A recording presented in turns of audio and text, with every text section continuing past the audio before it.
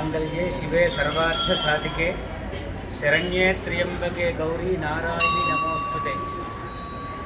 శ్రావణ మాసము అంటేనే చాలా విశిష్టమైన మాసం. ఇందులో శ్రావణ శుద్ధ పంచమి, దీన్ని నాగుల పంచమి అంటారు. అంటే ఈ రోజున నాగదేవతను పూజించిన, నాగదేవత అర్చన చేసిన, సుబ్రహ్మణ్య స్వామికి అభిషేకం చేసిన, సుబ్రహ్మణ్య స్వామి అర్చన చేసిన కోటి జన్మార్జిత పుణ్యై శివే భక్తి ప్రజాయితే. అంటే శివారాధన చేసినంత ఫలితము నాగదేవత అర్చన చేస్తే కలుగుతుంది. కాబట్టి ఈ శ్రావణ మాసంలో నాగదేవత అర్చన చేసి అందరూ కూడా ఈ మహాకాళీశ్వర స్వామి దేవాలయంలో అందరూ కూడా ధరిస్తున్నారు.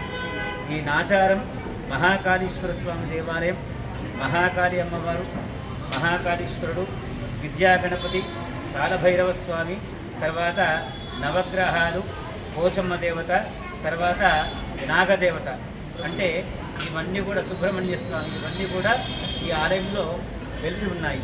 ఈ ప్రాంతంలో చాలా సంవత్సరాల నుంచి, అంటే ఇంచుమించు 200 సంవత్సరాల నుంచి ఈ అమ్మవారు ఇక్కడ వెలిసి ఉంది.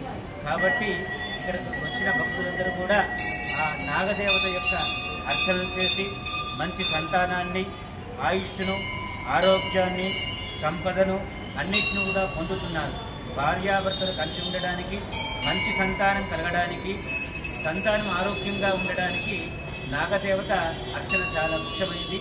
కావున ఈ మహాకాళీశ్వర స్వామి దేవాలయంలో ప్రతి సంవత్సరము నాగుల చవితి రోజు, కార్తీక మాసంలో నాగుల చవితి, సుబ్బరాయ షష్ఠి అంటే మార్గశిర మాసంలో సుబ్రహ్మణ్య స్వామి యొక్క అర్చన, తర్వాత ఈ శ్రావణ మాసంలో నాగుల పంచమి చేసుకొని అందరూ కూడా తరిస్తున్నారు. శుభం.